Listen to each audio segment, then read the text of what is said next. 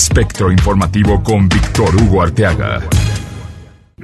Regresamos a Espectro Informativo. Mi nombre es Víctor Hugo Arteaga. Tengo el gusto de recibir al abogado Sergio Arturo Ramírez. Sergio, ¿cómo estás? Muy buenas tardes. Te saludo, me da muchísimo gusto escucharte. Te deseo un año 2023 de lujo y platícanos este tema tan interesante de la justicia transicional. ¿Qué es exactamente la justicia transicional, Sergio?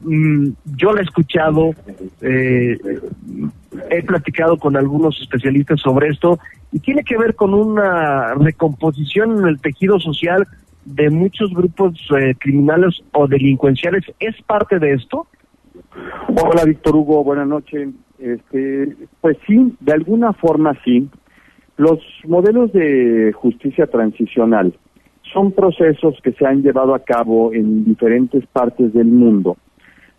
Podemos poner un ejemplo: Colombia, Yugoslavia, Argentina, el mismo Estados Unidos con la figura del testigo colaborador, que ahorita lo vemos tan en tema, con asuntos como el de García Luna, como el de Joaquín Guzmán, como el del Grande, que está colaborando en el gobierno americano, que utilizan este tipo de modelos jurídicos, que son los que dan una alternativa de solución al conflicto cuando ya no hay más remedio que encontrar una solución que jurídicamente dé salida a la violencia. Lo que podemos considerar como un proceso de justicia transicional es, de primera instancia, aceptación de la comisión del delito, reparación del daño a las víctimas, anexo a la creación de un archivo histórico de los hechos, una judicialización con una pena disminuida por la colaboración que están teniendo con el Estado, con la reparación del daño a las víctimas, y por último, posterior a que cumplieron con su condena, entonces la firma de un acuerdo de no repetición de la conducta. Lo que pudiéramos pensar de la justicia transicional es que es traducir balazos a lo que es un aspecto meramente jurídico. No estamos hablando de acordar, no estamos hablando de llegar a arreglos, no estamos hablando de lo que vimos ocurrir en un sexenio como lo fue el de Calderón, donde el día de hoy estamos enfrentando y viendo un juicio que está llevando García Luna, donde se le ataca por actos de corrupción y por haber colaborado con grupos criminales en el país. Aquí lo que se considera es una cuestión totalmente distinta. Aquí lo que se considera es la urgencia que tiene México de entrar a un proceso jurídico que pueda abrir la verdad histórica de los hechos, sobre todo para las víctimas que tan dañadas están en el país, las comunidades que se han visto tan afectadas por estos grupos criminales, una reparación integral del daño, una creación de un archivo histórico de los hechos, donde pudiéramos saber exactamente qué pasó con el familiar, dónde se encuentra la persona, la hija, el hijo, el esposo, cuestiones que han estado totalmente alejadas del sistema de derecho y que no se han propuesto, y que hasta este sexenio empezamos a ver este tipo de aspectos que son tan urgentes para la sociedad. Yo lo he mencionado en diversas ocasiones, lo que pudiéramos considerar como el inicio de una tregua por México. Una tregua por México donde pudiéramos empezar a crear un espacio jurídico, meramente jurídico, nada en lo oscuro, nada por debajo de la mesa, nada que pudiera dar pie a generar actos de corrupción, sino con una ley de por medio, que es una ley que además viene anexa y supervisada por mecanismos internacionales, que son los que le dan la validez y la certidumbre al Estado de que utilizando estos modelos jurídicos pudiera haber una salida para buscar esta reducción a los índices de violencia y mortalidad en el país. Entonces, teniendo ya en la mesa el día de hoy nosotros una posibilidad jurídica de crear un espacio donde logremos tener mesas de pacificación que legalmente tengan una salida jurídica, entonces podríamos empezar a entrar en lo que pudiera ser un proceso de justicia transicional. A ver, Sergio, lo voy a hacer porque es un ejercicio súper interesante. Ismael El Mayo Zambada, ¿no? Que es buscado y está en la lista de los más buscados. Decide apegarse a un proceso de justicia transicional. Ponle que acepte. ¿Cómo vamos a evitar que el gobierno mexicano, que sabemos que es corrupto, las autoridades que nos persiguen, las fiscalías son corruptas, porque todo el mundo sabe dónde está y nadie va por él? ¿Cómo podría desarrollarse este plan de una figura de este tipo, de uno de estos capos? Ahora, ¿quiénes entran en esta condición para ser, digamos, aspirantes a una justicia transicional, a ser llevados ante la justicia, que acepten los delitos? Me parece interesantísimo, pero ¿cómo hacerle para que se haga una realidad con personajes de este tipo? Ahora, los que matan gente, los que secuestran, ¿es para todos esta justicia transicional o cómo lo ves tú? No, de hecho es para un grupo selectivo de personas que entran dentro de la esfera de los delitos de macrocriminalidad, no de microcriminalidad. O sea, no hablamos de delitos del fuero común, no hablamos de delitos de robo, de extorsión, de secuestro, al contrario. Lo que prevé este tipo de modelos de justicia es que precisamente con la colaboración que se genera con el Estado al iniciar un proceso de justicia transicional que ya tenga su propia ley, estos modelos lo que requieren de primera instancia es que se haga una ley específica, que esté elevada y que tenga acceso dentro de la Constitución para poder transitar. Una vez que lo tenemos hecho ley, entonces podemos decir que se puede abrir ese proceso para poderle dar acceso a personajes como el que mencionaste ahorita, personajes que entran en el tipo de narcotráfico, operaciones con recursos de procedencia ilícita, lavado de dinero, desaparición forzada de personas. O sea, gente que pudiera ser realmente un efecto, que pudiera ser reparador para el Estado, reparador para las víctimas y que pudiera lograr sustancialmente reducir un índice de violencia como lo es en las peleas por los territorios, que es algo que el día de hoy genera el mayor índice de mortalidad violenta en el país. Lo que buscamos es precisamente lo que se debe de buscar o se está buscando al tener esta idea de generar en la conciencia que debiera de haber abrazos no balazos, llamándolo de esa manera, termina siendo en un aspecto meramente jurídico un proceso de justicia y paz, justicia transicional.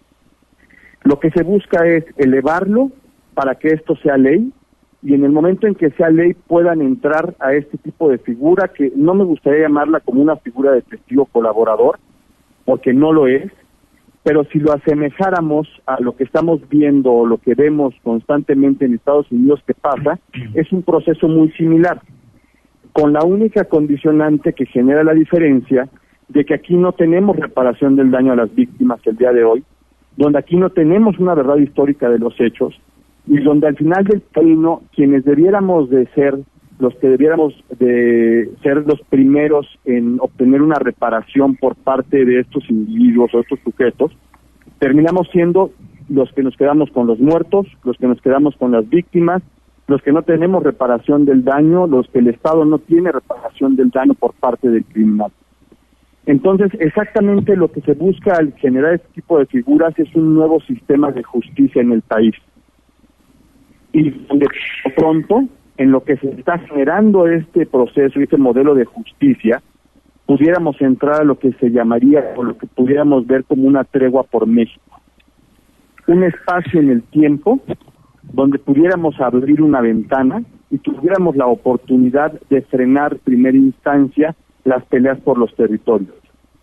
No con acuerdos oscuros, no por debajo de la mesa, en un aspecto meramente jurídico, en un proceso que además es supervisado precisamente para que no haya actos de corrupción, porque la corrupción es uno de los pies por donde caminan los delincuentes, por donde camina el crimen organizado, y precisamente por ello es que se busca que haya protección y supervisión de mecanismos internacionales que intervienen dentro de estos procesos. A mí me parece muy interesante, o sea, me consta, por la historia lo dice, en algunos imperios asiáticos como el chino y el japonés, se dio así acuerdos ¿no? de grupos rivales. En la historia de los Estados Unidos, una familia mafiosa, hubo un patriarca que decidió cambiar el rumbo y luego John F. Kennedy resultó ser descendiente y presidente de los Estados Unidos. Creo que sí se puede cambiar la vida de un criminal cuando él así lo desea. ¿Cuál es el incentivo que podría tener una figura de este tipo, como el que hemos mencionado, como el Mayo Zambada, como Rafael Caro Quintero, como el que me digas de los capos mexicanos? ¿Cuál sería su principal incentivo como para decir, sí le entro a un sistema de justicia transicional? ¿Por qué le convendría, Sergio? De primera instancia, porque tiene que haber un cese a la persecución. Hay un cese a la persecución. En segundo lugar, porque habría que buscarse la fórmula mediante la cual, haciendo las adecuaciones necesarias a lo que es un debido proceso y a la presunción de inocencia, no sean objetos de extradición. O sea, tendrían que tener la certeza de que se van a quedar aquí en el país para aquí reparar el daño. Y básicamente esos dos elementos son los que pudieran ser el mayor incentivo. Una pena disminuida, como lo es en la figura del testigo colaborador, que sí lleva judicialización, que sí lleva castigo, pero que tiene un castigo que va de acuerdo a las condiciones, en la forma en la que interactúa con el Estado para lograr esa reparación, y base a ello, posterior, la falta de persecución. Esto dentro de las ganas, llamándole de alguna forma del tiempo que pudiéramos abrir, podría generar un espacio donde empresas, comercio, en México estamos hablando de que un promedio del 40%, 38% de la economía del país proviene del narcotráfico. Cuando llega la figura de Estados Unidos, cuando llega la figura reparadora del daño de Estados Unidos, el modelo que se utiliza, que pudiera tener cierta similitud con lo que debiéramos de buscar aquí en México, lo que conlleva es también una regularización de los recursos que fueron objeto del crimen organizado, del narcotráfico en particular, para que puedan tener una fluidez dentro del sistema financiero mexicano. Esto no es nada oculto, no es nada, en otros países del mundo es algo que ya se ha hecho, que el 99% de las veces que se ha aplicado ha funcionado. Podría decir que de los pocos ejemplos donde no ha habido un modelo que ha tenido un éxito absoluto ha sido Guatemala, y porque las condiciones fueron distintas, entró un proceso internacional a llevar a cabo el proceso interno en Guatemala. Aquí lo que se debe de buscar es nuestras propias leyes, con nuestros propios modelos de justicia y nuestras propias sanciones para estos grupos criminales. Sergio, muy interesante. Me encantará seguir platicando de este tema y desarrollarlo para que nuestra audiencia lo entienda perfectamente, la justicia transicional. Me ha dado un gusto platicar contigo. Me parece una idea muy interesante. Cuando ya en México se han explorado alternativas y donde los criminales dominan muchas zonas del país, me parece muy interesante buscar nuevas alternativas para bajar ya todo este flagelo que es la delincuencia y la violencia extrema en nuestro país. Si te parece, seguiremos avanzando y platicando en las siguientes semanas al respecto. Está interesantísima esta propuesta. Con mucho gusto, Víctor Hugo, estamos a la orden y pues efectivamente esperemos que se pueda abrir y que se pueda lograr en este sexenio dejar instalada un proceso que jurídicamente dé las vertientes para la reparación del daño que tan necesitada tiene México. Te agradezco mucho, Sergio Ramírez, abogado penalista mexicano, por compartirnos con nosotros, con nuestra audiencia, esta propuesta de justicia transicional. Te mando un fuerte abrazo. Muchas gracias. Igualmente, Víctor Hugo, gracias. Fuerte abrazo. Espectro Informativo con Víctor Hugo Arteaga.